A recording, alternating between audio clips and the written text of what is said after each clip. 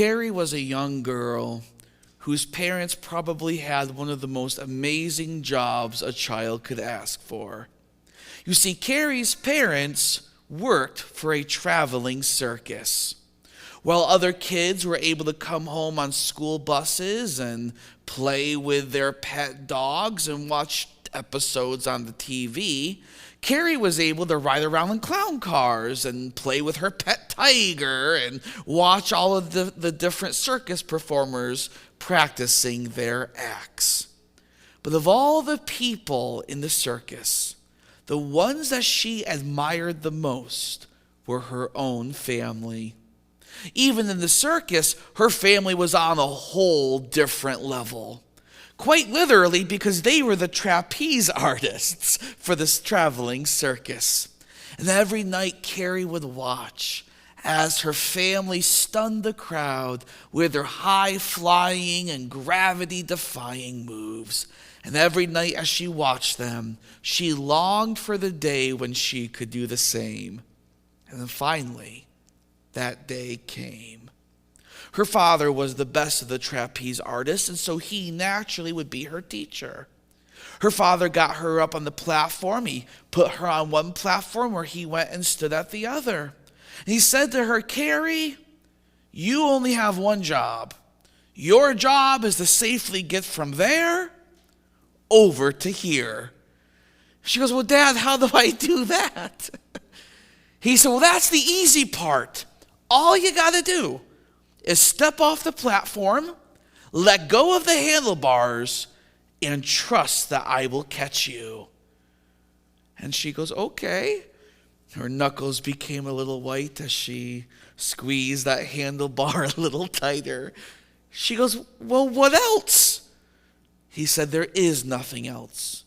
All you have to do is step out, let go, and trust that I am going to catch you."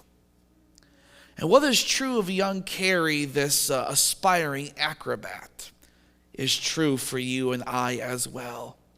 There will be times in your life when God comes to you and says, "My child, I need you to step out. I need you to let go of everything else. And I need you to trust that I'm going to catch you when you fall." Perhaps nobody knows that better than the Apostle Peter. In our scripture reading, if you would turn with me, we will be going to Ephesians 6 later in the sermon. So if you want to put your finger there, because you know I will return there. But for the time being, let us open up to Matthew chapter 14, and we will begin in verse 22. While you're turning there, let me set the context for you. By the time we get to this portion of Matthew 14, the disciples are completely exhausted. Their hearts have been grieving because their friend John the Baptist has just been murdered. Their bodies ache because they just spent the day waiting and serving 15,000 people in order to feed them. They are physically and they are emotionally drained. But even though they are completely depleted, Jesus still commands them to get in a boat and to go across the Sea of Galilee. And Ellen White, to paraphrase her, she tells us that as they go out to the sea, a demonic storm descends upon them.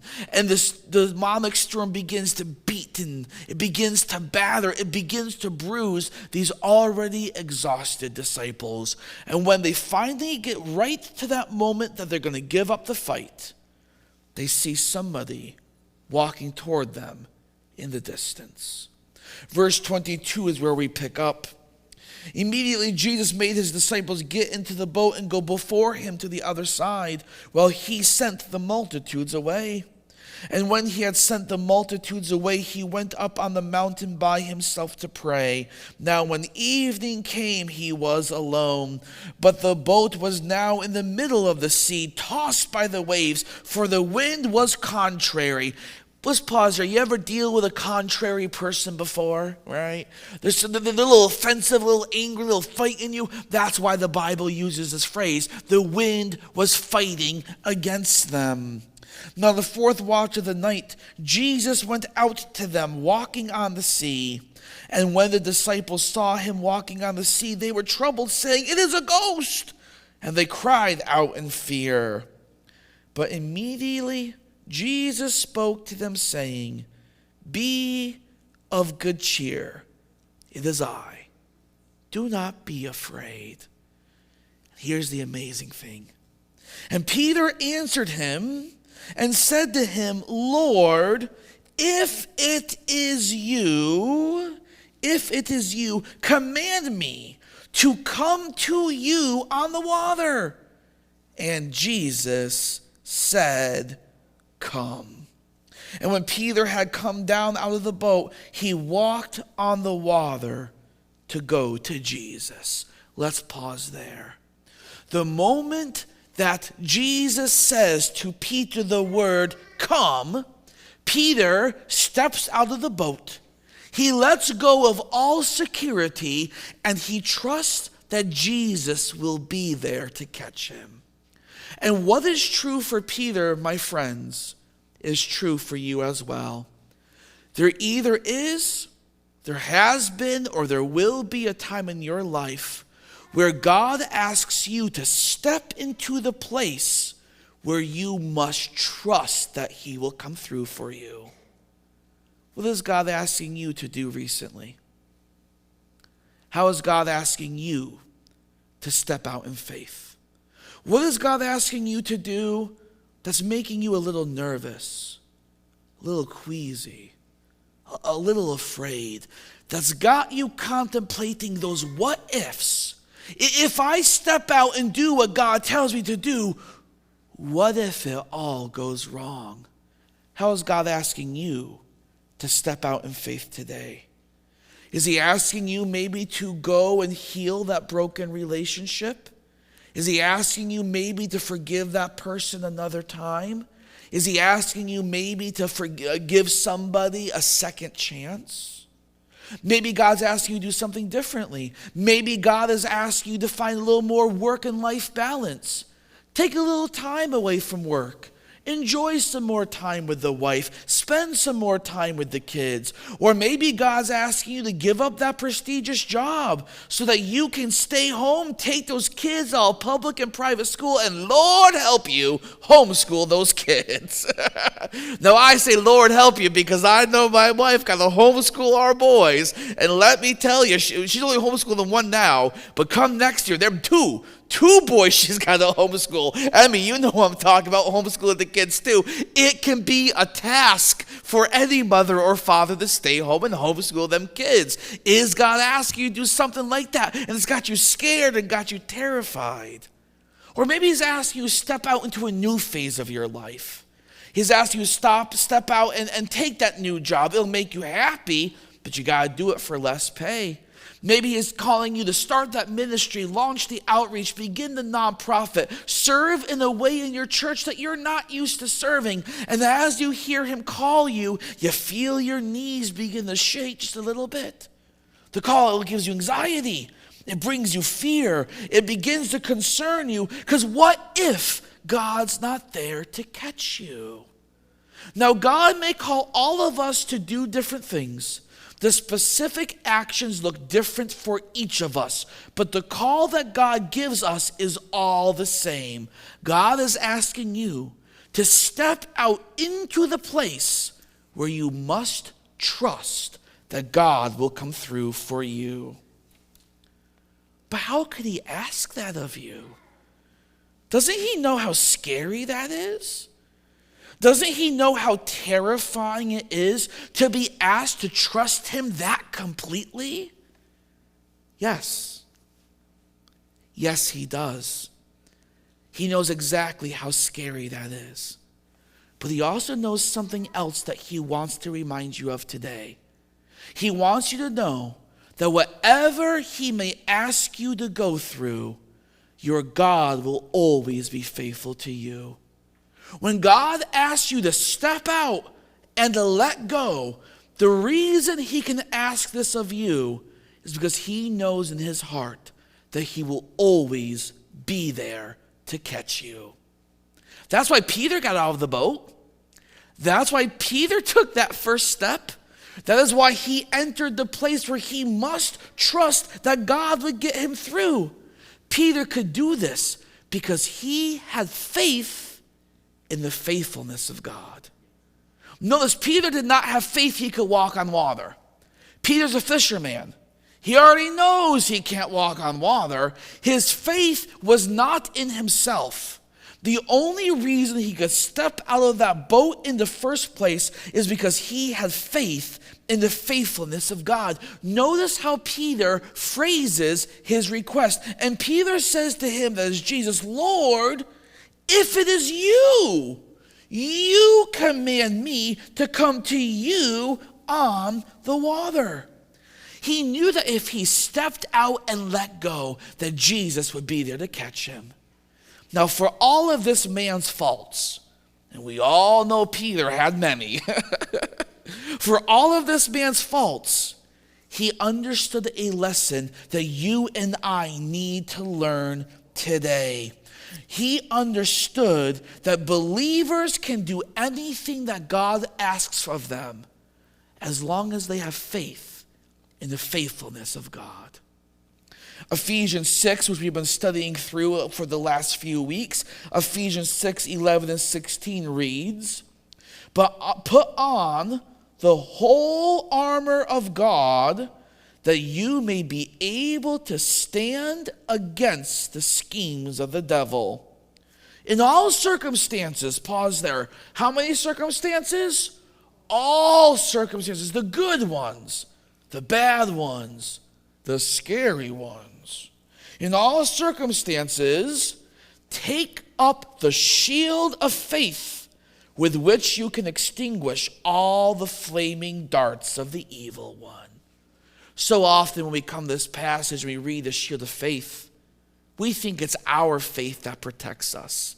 We think that it's our faith maybe in ourselves, our faith in our jobs, our faith in our money, our faith, God forbid, in our pastor.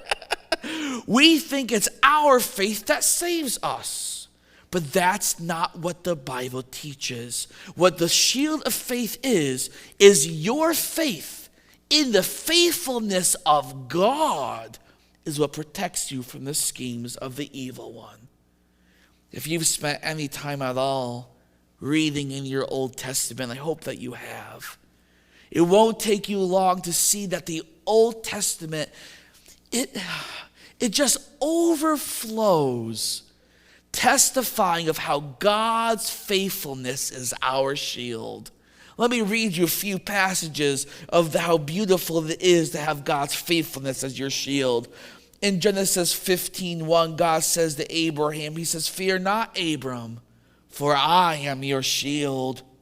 Moses told Israel, he said to them, Happy are you, Israel, who is like you, a people saved by the Lord.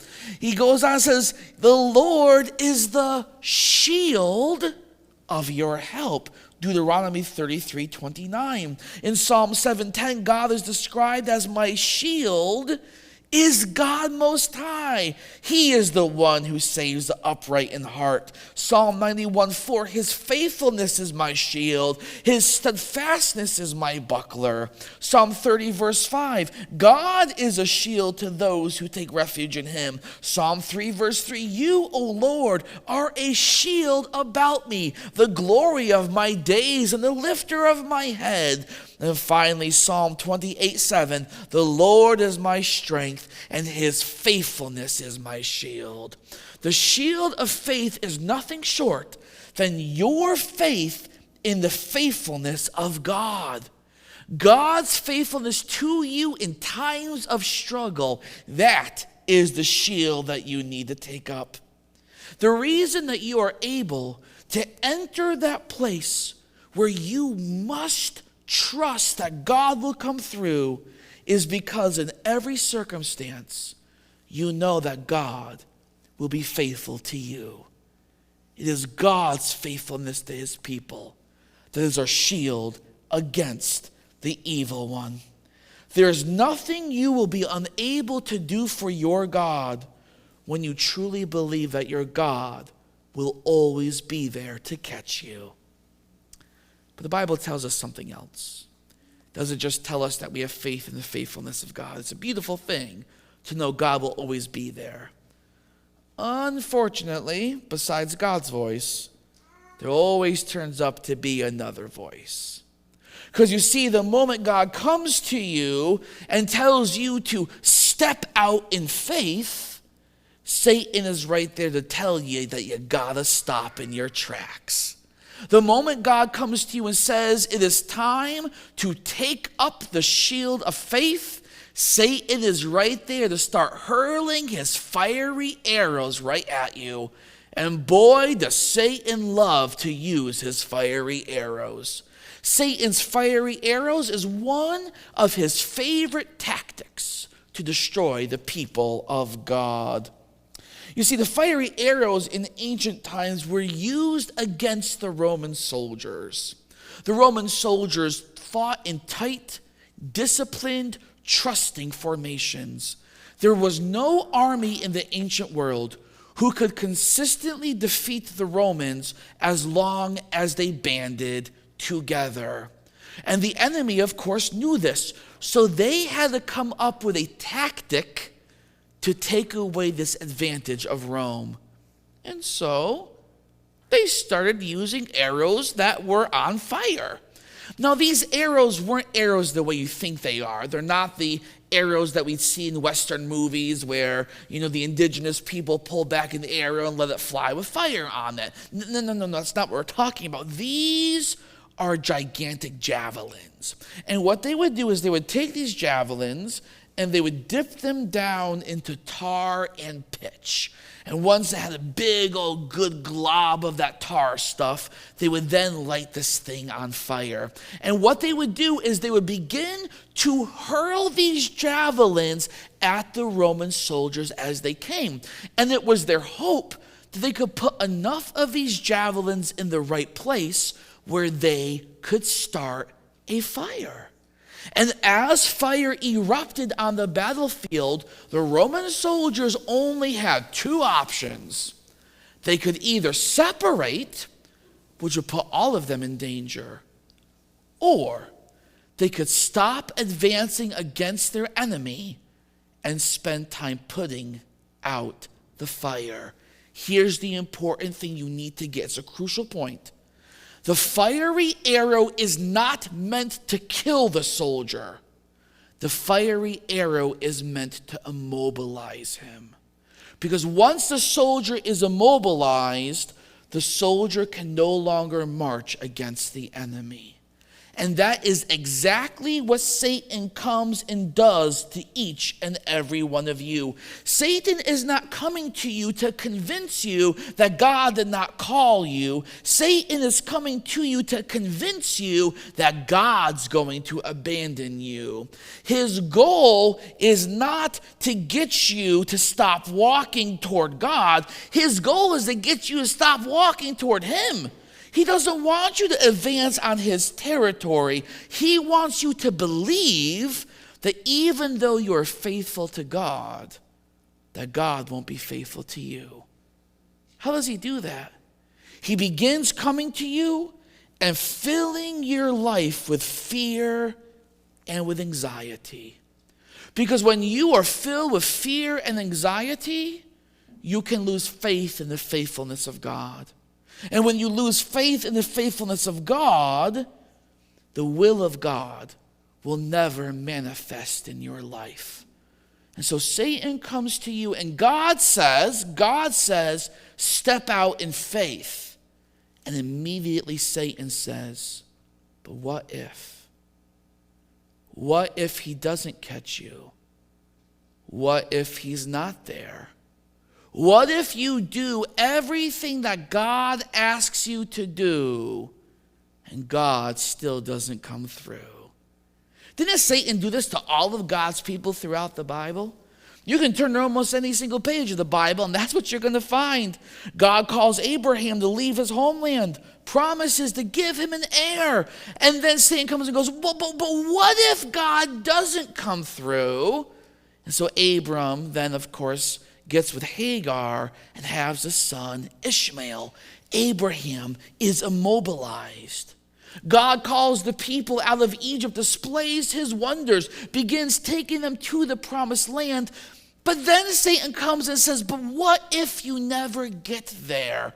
What if things really were better back in Egypt? And that's what they begin grumbling and doing. They are immobilized. God conquers that. He gets them to go toward the promised land. He even shows them what it looks like. They send in 12 spies. You may know the story. 12 spies, 2 say we can take it. 10 say there's no way we're going to go in. What if we march and all of us lose? Immobilized. Every time God came to his people and said, step out in faith, Satan's always there to tell you, yeah, but what if God doesn't catch you? We see the same happening to poor Peter as he is walking out on the water toward Jesus. We see in verse 29, Jesus says to him, come. And when Peter had come out of the boat, he walked on the water to go to Jesus. Verse 30, but when he saw the wind was boisterous, he became afraid. And beginning to sink, in that moment, the what if, he needs to cry out to God, Lord, save me. And the White comments on this passage in Desire of Ages 381 verse 5, she says, the wind is boisterous, the waves roll high and come directly between Peter and his master, and he is afraid. For a moment, Christ becomes hidden from his view, and his faith gives way, and he begins to sink. That's what Satan does. God is coming to you today. I know he is. And he is asking you to do something for him. He is asking you to fulfill a part of his will in your life. God is asking you to step out in faith. But Satan comes right there and says, yeah, but what if he doesn't come through? God may ask you, as I said earlier, to heal that relationship, to give the person a second chance, to grant them forgiveness. But what if when you're vulnerable, they lash out and hurt you again? I said earlier, God may be calling you to that new phase of your life, to step on out, to start that ministry, start the outreach, start the nonprofit, do something. But what if you do so and you fail? What if you do so and people ridicule you because of what you believe in? What if you give it to everything and there's no change in this world? Or God's asking you to do the life balance, to spend more time with the kids, to take on the new job, to step away from it all. But yes, God, that will make me happy. But what if I don't have the money to pay all the bills? Now look, I don't know what God's calling you to, so I don't know your what ifs. But what I do know is that the moment God speaks to you to step out in faith, Satan's right there with a fiery dart. Yeah, but what if he doesn't come through? And if you listen to Satan, boom, you become immobilized. But the Bible tells us that we need to take up the shield of faith. Ellen White comments more on Peter, Desire of Ages 382. She says, when trouble comes upon us, how often are we just like Peter? We look upon the waves, the issues, the problems, the anxieties of life, instead of keeping our eyes fixed upon our Savior. Our footsteps slide, and the proud waters go over our souls. But listen, child, Jesus did not bid Peter come to him that he should perish. He does not call you to follow him and then forsake you. If God is calling you to step out in faith, it's because he already knows that he is going to catch you. So how do we stand against this fear? How do we take up the shield of faith the way that God is asking us to? Again, I believe Ellen White gives some tremendous advice here. In Ministry of Healing, page 250, she gives this wonderful counsel. She says, when temptations assail you, when care, perplexity, and darkness and trials seem to surround your soul, look to the place where you last saw his light. You see, there comes times where God says, my child, step out in faith. Then Satan comes and says, yes, but what if? When those times come, Ellen White and the Bible tell us, look back at all the times that God has already been faithful to you. Look back at all the issues he solved, all the problems he took care of, all of the struggles he got you through. By looking at how he was faithful in the past, you know that he is faithful to you now. He is faithful to you tomorrow, and he is faithful to you forevermore. He has already given you evidence that he is going to catch you. All you got to do is step out and let go. But when we look behind and we remind ourselves that God has always been faithful to us, then we gain the strength to know that he'll be faithful to us now. You see, oddly enough, faith in God, it's something we have to learn. You don't just come to Jesus Christ and immediately believe that he'll be faithful to you no matter what happens. Right? We always say that God is an ever-present help in times of trouble. But how will you know he's an ever-present help in times of trouble if you never let yourself walk into times of trouble? We need to learn the faithfulness of God. That's what the Bible teaches us when it says, take up the shield of faith. The Roman soldiers had to learn to have faith in the faithfulness of their shield. You see, the shield isn't this big metal tower that you think it is. It looks like metal because it's a thin part of metal, but predominantly it wasn't metal.